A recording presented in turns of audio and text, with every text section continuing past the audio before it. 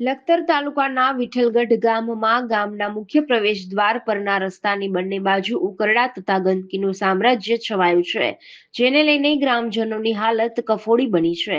ત્યારે વિઠ્ઠલગઢ ગામની અંદર પ્રવેશ કરતા જ ગામના મુખ્ય માર્ગો પર ઉકરડાના ગંજ ખડકાતા ગ્રામજનો પરેશાન બન્યા છે.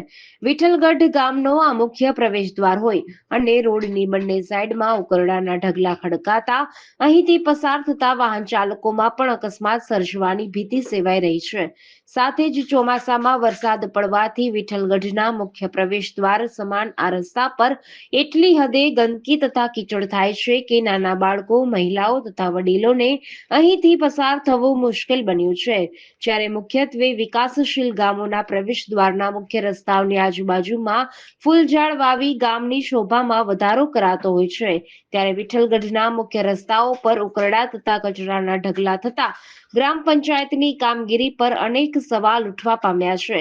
ત્યારે વિઠ્ઠલગઢ ગ્રામ પંચાયત દ્વારા આ મુખ્ય માર્ગો પર યોગ્ય કાર્યવાહી કરી તાત્કાલિક ધોરણે ગંદકીનો નિકાલ કરવામાં આવે તેવી વિઠ્ઠલગઢ ગામના ગ્રામજનોમાં માંગ ઉઠવા પામી છે. જીડીસી ન્યૂઝ સાથે જયેન્દ્રસિંહ ઝાલા, લખતર.